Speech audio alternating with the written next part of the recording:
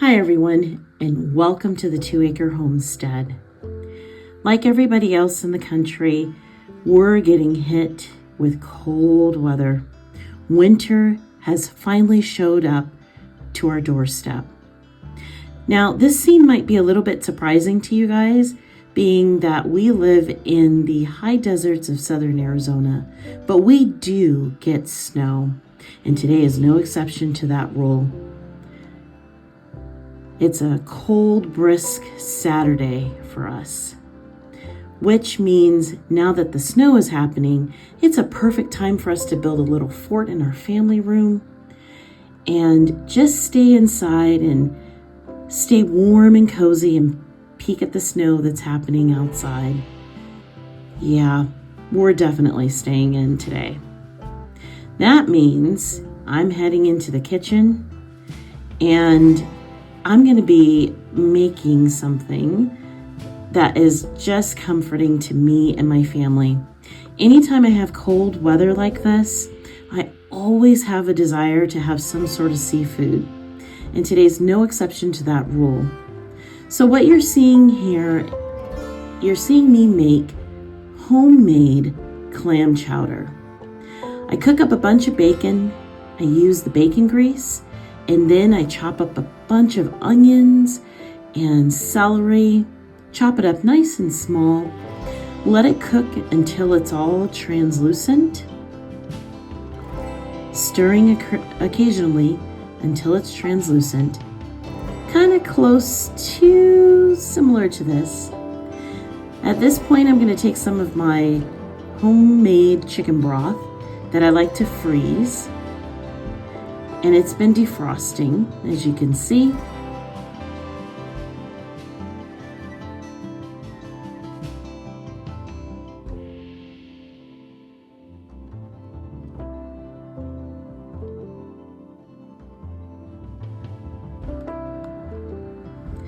Then I ran out to our cold storage, which is actually my garage at this particular point in time, and decided I don't know how I forgot, but I need to get some potatoes.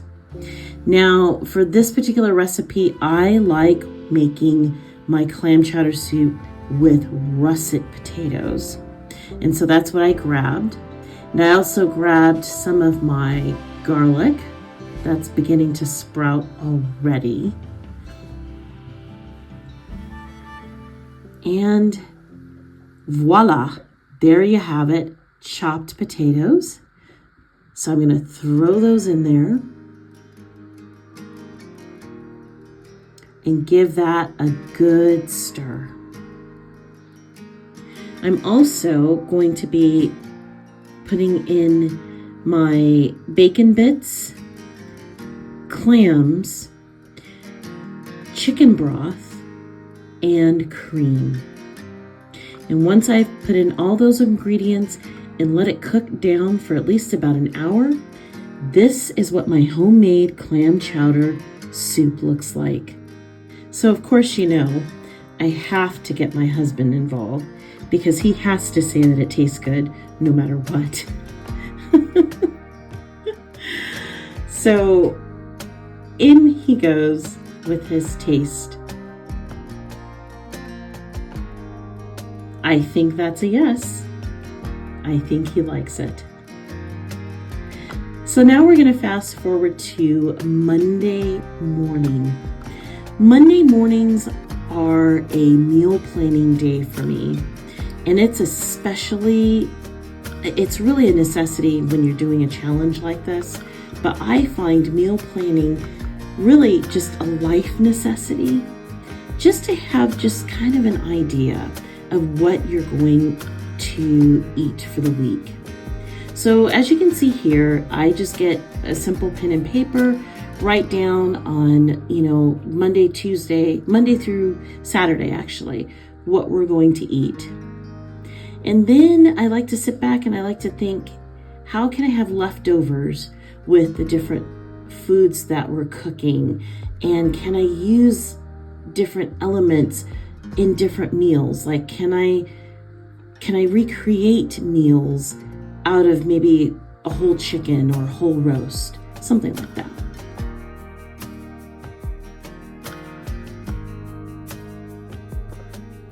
And now it's time for me to go shopping. So my local grocery store includes my garage, where I have some of my cold storage right now, and also my pantry. So here in my garage, I am picking through some of the potatoes. The potatoes have eyes on them, they develop eyes, and I just simply pluck them off. There's nothing wrong with that. You know, this past year I did not grow enough sweet potatoes, and I think next year I'm really going to focus on growing way more sweet potatoes. It wasn't a good harvest this year for me, but this is what I had. So next year I'm really going to focus on that. And of course, you know, my family, you know, I have young kids, and their bellies are just, they're growing, they change. One year something is, they're crazy about something, the next year they're not. But what is consistent is carrots. And I thought I grew a lot of carrots this year, but apparently not enough. So I'm gonna grow some more carrots. Oh boy, got a lot of stuff that I need to go through, but then I've got a lot of things that I'm just worried I'm not going to be able to make this challenge because I'm missing a lot of things. There's just things I just don't have. So my garlic, as I stated earlier, is starting to sprout already. Ugh. But that's okay. We'll make it work. Now I need to start shopping in the freezers for the rest of the meals. So this is the first freezer that I'm going to shop in. This has my fish and some veggies and also my frozen bone broth. Someone recently asked me why I freeze my bone broth. And it's my bone broth that I freeze, not my regular chicken broth. But I freeze my bone broth because I want all of the good nutrients to stay put in the broth. And I feel if I can it and make it shelf stable, you're going to lose some of that nutrition that's you've worked hard to put in your bone broth. So I'm also grabbing some seafood, some shrimp, and you'll see what I'm going to be doing with that shrimp. Now on to the next freezer, and I'm so sorry I kind of got into the shot here, but I'm pulling out a whole chicken that we've processed here on our homestead, and I also keep bags of chicken pieces, so legs and thighs. So when we process our chickens, half of them I do whole, and the other half I will break up the carcass and then turn around and freeze it. And so that's what you're seeing me do here, because for some meals you just want the leg and thighs, or maybe you just want the chicken breast. So, and then also coming over here to my beef freezer. My beef freezer is just my favorite thing in the whole world. We love beef around here, more than we do chicken actually.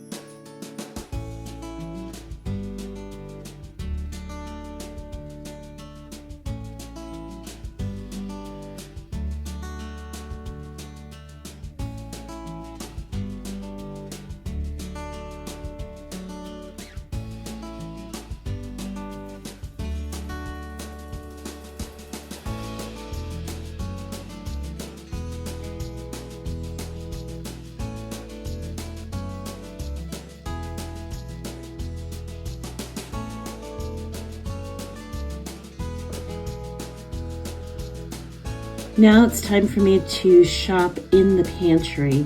And yes, my pantry, this working pantry, is right next to my kitchen, but I still like to take the things that I am going to be using for the week. I like to take them out of the pantry and just kind of get myself organized for the week so that I know that I've got all the ingredients for everything that I'm going to be using in my meals and meal prep for the week. Once I've gathered up all of my ingredients, then I put everything according to the day on the counter. So I'm looking here on my notepad, and my notepad is telling me exactly what I'm going to have for that particular day. So that first row there of food is for Monday, and that particular Monday we're having roasted chicken with sweet potatoes and green beans. So I'm just double checking to make sure I have all of the proper ingredients for that particular meal. Now, obviously, I'm going to be cooking that for Monday, so for that particular day. So I just want to make sure I start getting everything going for that day. The next day, and that's for a lunch, I'm doing spaghetti noodles, no meat, and that's really for the kids. And then the following day, so now we're heading into Wednesday, we're having chili. So I want to make sure I have everything to make chili. So I've got my ground beef, which you just saw me take out of the freezer. I've got my spaghetti sauce. We love having carrots in our chili. Obviously, you're going to have, not carrots, but corn. But then obviously we're going to have carrots. And if you follow me, you'll know I love marrying carrots with spaghetti sauce or any sort of tomato sauce to sweeten it up. And of course, it wouldn't be chili without beans. So that is for Wednesday. So then Wednesday, I'm actually planning on cooking up a roast. So that's for Wednesday's dinner. And just making sure I have all my ingredients. I've got my potatoes, carrots, onions for the roast. Now, when I make my roast, I'm going to be making bread. And the leftover bread we will make, or we will use on Thursday for lunches. So I'm kind of doing a carryover from one dinner to lunch. So I want to make sure I make extra amounts of bread. Thursday evening, we'll have what we call Chipotle in quotes. And that's, all I'm going to be doing is taking the leftover from the roast and reusing that to make Chipotle. So I'll recook the meat again, cook it down in the salsa, this can of salsa that you're seeing, and some other ingredients, and I will make a Chipotle. Then Friday comes along, and basically for lunches, it's all about having leftovers. And then Friday evening, I'm going to be making a chicken and dumpling soup. So that will be just chicken and dumplings we absolutely love. I have all the main ingredients for that. I've got that whole chicken, and that chicken, the whole chicken will not be used for the whole soup, but I will be able to break down the chicken and use it for the following day, which is Saturday, because Saturday I will be making beans and rice, red beans and rice. I don't really want to say red beans and rice, but it's, beans and rice with the kidney beans. It's kind of like a jambalaya, I guess you could say. but it's with the shrimp, and it'll be with the excess chicken. I will re-season that and cook that with red beans, and that's a perfect dish. So my policy is on Sunday, I do not cook, not unless it's I don't know, a situation that I need to cook, but generally speaking, I don't cook on Sundays. And that's just because that is our Sabbath day. We don't believe we're under the Mosaic law. Christ nailed that to the torture stake. However, we do observe at least a day of rest. So I don't do any sort of cooking, cleaning, nothing. It's a day that we worship together, and we focus on our family for that day. So anyway, so that's why you don't see anything on my menu for Sunday, and that's just because I just don't do anything on that particular day. So let's get busy in the kitchen, because I got to start defrosting this chicken, and then I got to start roasting it, and hopefully you guys will be able to see what we make throughout the week. So here I'm just speeding up the video. I am meal prepping everything. So I am chopping up all of my sweet potatoes, celery. I had chopped up a bunch of onion. I forgot to record that. I'm just basically putting everything in these little bins, and then I label them and put them in the refrigerator. It sounds a bit fussy, but it really makes a difference for me, especially in the kitchen, because I don't have to do as much as I normally do. And then, of course, the leftovers, like the leftover peels from the carrots and what I've chopped up and everything like that, none of that stuff goes to waste. I simply put that in a pot, just like you see here, and I will make vegetable broth. I add turmeric, I add pepper, I add ginger, and I let that cook on the stove for about a good 5 hours, and there you go. You've got vegetable broth. Next up, I believe this is the next day. As a matter of fact, I know this is a Tuesday, and we had just received our order for milk.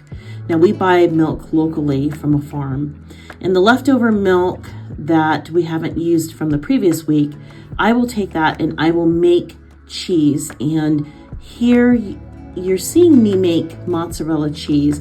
Now, that particular mozzarella cheese is going to come into effect. It'll be used later in the week when I am doing the chipotle. But for the time being, I just want to have it made and in the refrigerator. On this particular day, I am focusing on the roast, and I'm gonna just go ahead and season that bad boy up, putting different things in there. Thyme, lots of garlic. Apparently the garlic powder got everywhere. Salt.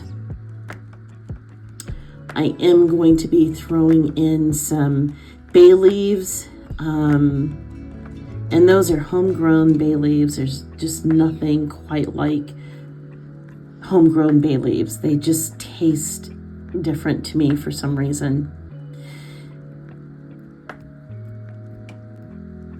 And then those onions that I had chopped up earlier, the day before, now they are coming into play, because now I'm going to be taking just a cup of onions, as you see here, and I'm going to be putting that into the roast. I absolutely love these bins. You can get them from Walmart. They are plastic, unfortunately, but I just absolutely love them. They make my life easier. I like to put in a little bit of Worcestershire sauce into my roast. Now, There's different ways to make a roast. Some people will say you should sear the roast, pan sear the roast, and then put it in. You can do it that way.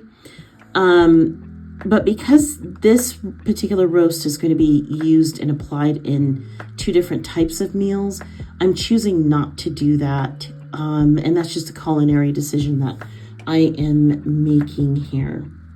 So into the slow cooker. Yes, slow cooker. I love cooking with slow cookers, and I think we should all get back to that anyway. Now that I have made just a small mess here in my kitchen, it's time to clean everything down. I find that just trying to clean up after myself right away in the kitchen really helps with the overwhelm and the stress that can go into cooking from scratch every single day. You figure every meal, just about every meal, I cook from scratch. So it's important to me that no matter what I do, I clean up everything right away. I hear people talk about putting the kitchen to bed, and I think that is a nice idea. It just depends on the season of life that you're in. I think sometimes when you're dealing with little people, a lot of little people, putting the kitchen to bed may not be as easy as some people make it to look like it's easy. But one of the things that really does help is just, cleaning up right away. As soon as you're done with something, clean up.